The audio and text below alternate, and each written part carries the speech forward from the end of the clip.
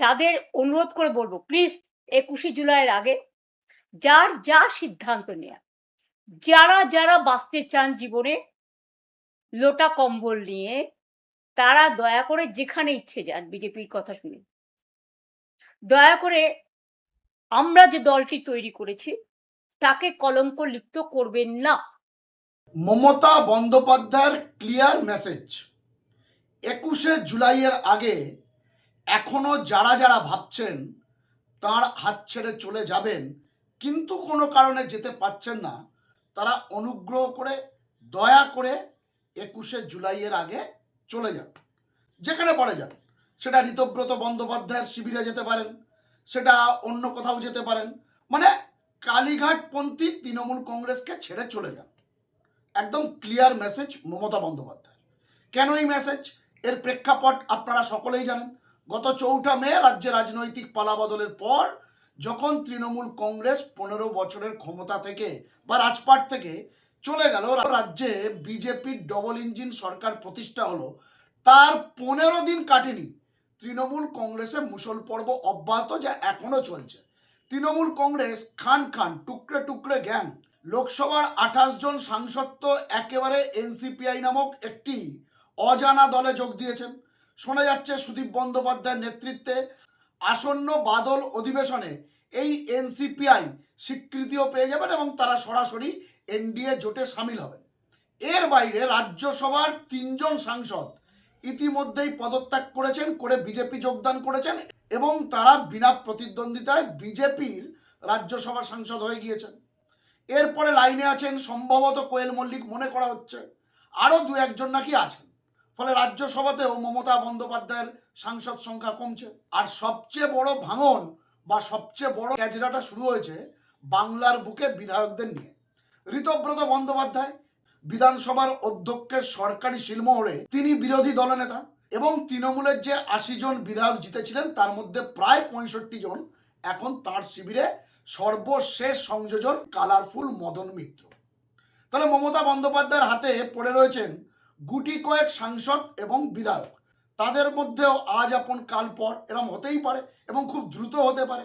এদিনই আমরা যেমন দেখলাম বিধানসভার মধ্যে ডাক্তার বি.আর. আম্বেদকরের মূর্তির পাদদেশে মমতা বন্দ্যোপাধ্যায় শিবিরের হাতে গুনে যে কয়েকজন বিধায়ক রয়েছেন, সম্ভবত 7 থেকে 8 জন, তারা সোনাম ওয়াংচুক, যিনি কেন্দ্রীয় শিক্ষামন্ত্রীর পদত্যাগ চেয়ে ককরোচ জনতা পার্টির ব্যানারে 20 দিন আমরণ অনশন করছেন এবং চিকিৎসকরা আশঙ্কা করছেন সোনাম ওয়াংচুক তার মাল্টি অর্গান ফেলিওর হতে পারে এবং তা নিয়ে উদ্বেগ বাড়ছে।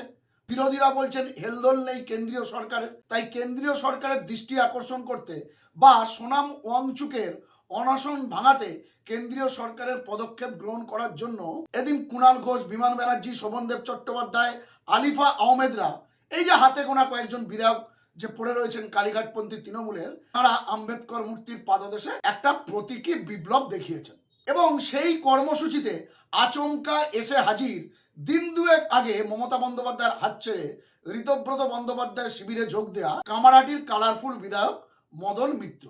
সেই বিষয়টিতে আমি পরে আসছি, যেখানে কুণাল ঘোষ মদন মিত্রকে আসলে তাঁদের লোক দাবি করেছেন এবং তার দাবি মদন মিত্র শারীরিকভাবে ঋতব্রত বন্দ্যোপাধ্যায়দের শিবিরে গেলেও আসলে তার মন, তার হৃদয় পড়ে রয়েছে মমতা বন্দ্যোপাধ্যায়ের কালীঘাটে এবং Madan Mitra coat and quote কালীঘাটের গোয়েন্দা, মানে মদন মিত্র ঋতব্রত শিবিরে থেকে সেখানকার সব খবরাখবর লিক করে কালীঘাটে পাঠিয়ে দেবেন বলে দাবি করেছেন কুণাল ঘোষ। মদন মিত্র পাল্টা দিয়েছেন, আমি বিষয়টা একেবারে শেষে দেখাবো, কিন্তু তার আগে যেটা বলছিলাম, মমতা বন্দ্যোপাধ্যায় যে মেসেজ দিয়েছিলেন দলের সর্বস্তরের নেতা নেত্রী সাংসদ বিধায়কদের প্রতি, যে এখনও যারা মনে করছেন তার সঙ্গে থাকা যায় না, তারা দয়া করে অনুগ্রহ করে 21শে জুলাইয়ের আগে মানে কেটে পড়ুন, লোটা কম্বল নিয়ে কেটে পড়ুন।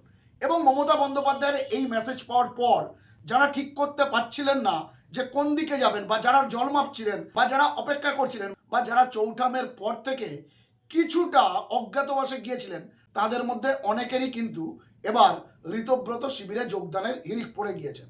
দেখুন, মদন মিত্রের পর গতকালই রাজারহাট নিউ টাউনের প্রাক্তন বিধায়ক তাপস চট্টোপাধ্যায়, যাকে বারাসাত সাংগঠনিক জেলার সভাপতি করেছিলেন মমতা বন্দ্যোপাধ্যায়, তিনিও এদিন বিধানসভায় গিয়ে ঋতব্রত শিবিরে যোগ দেন।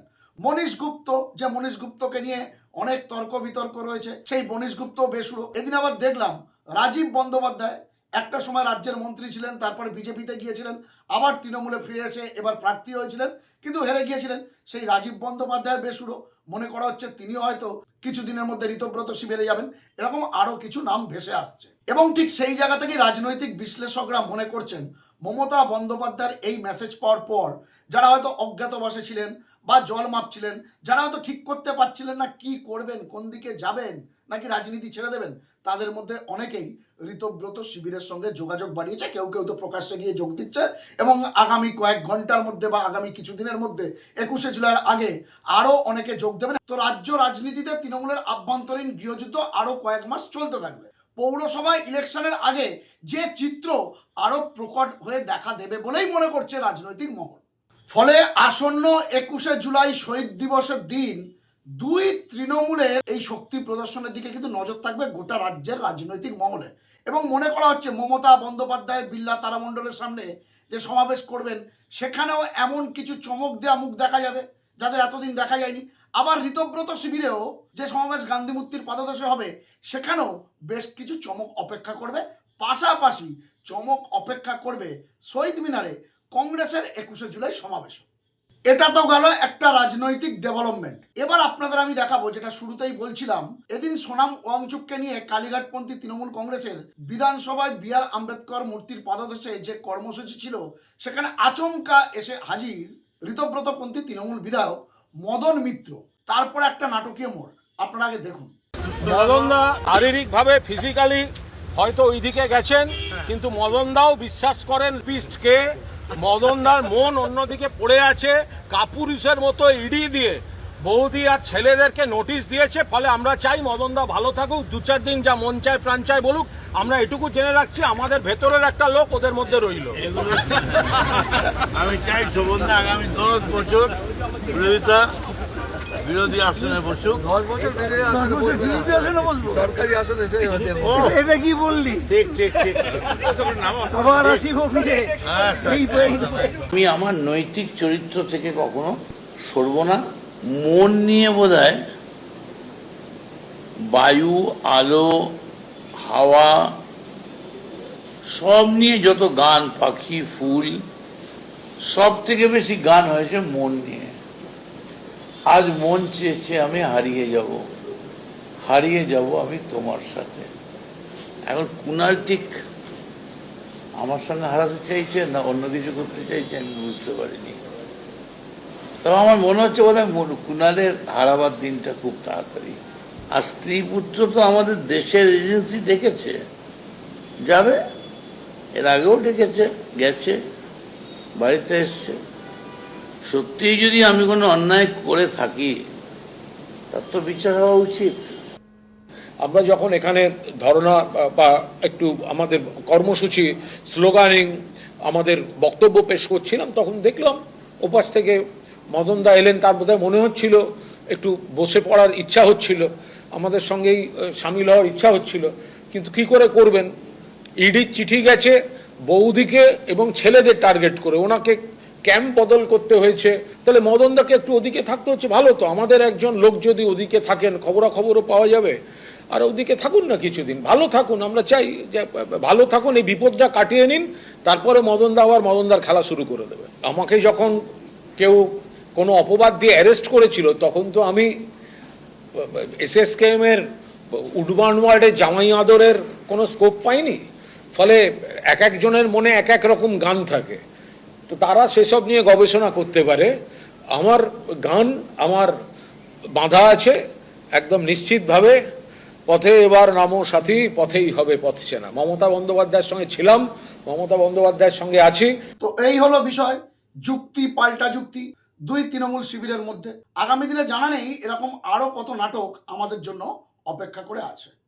কিন্তু মমতা বন্দ্যোপাধ্যায়ের ওই যে মেসেজ, যেটা গতকাল তিনি ফেসবুক লাইভ করে দিয়েছিলেন, যে যারা যারা যেতে চান এখনো অপেক্ষা করছেন, তারা নির্দ্বিধায় লোটা কম্বল নিয়ে চলে যান। তিনি নতুন করে শুরু করবেন, নতুন ভাবে শুরু করবেন। এখন বিষয় হলো এই নতুন করে নতুন ভাবে কবে, কিভাবে, কি প্রক্রিয়ায় শুরু হয়, সেদিকেও কিন্তু রাজনৈতিক মহলের নজর থাকবে। তো দর্শক বন্ধুরা, এই প্রতিবেদন আমরা এখানেই শেষ করব। এক্ষেত্রে আপনাদের মূল্যবান মন্তব্য কমেন্ট বক্সে লিখতে জানাবেন। আপনাদের গুরুত্বপূর্ণ মতামত ও পরামর্শ খবরওয়ালা সম্রাট ইউটিউব চ্যানেলকে আরও সমৃদ্ধ করবে। ভালো থাকবেন, সুস্থ থাকবেন, সতর্ক থাকবেন। খবরওয়ালা সম্রাট ইউটিউব চ্যানেলের সঙ্গে থাকবেন। নমস্কার।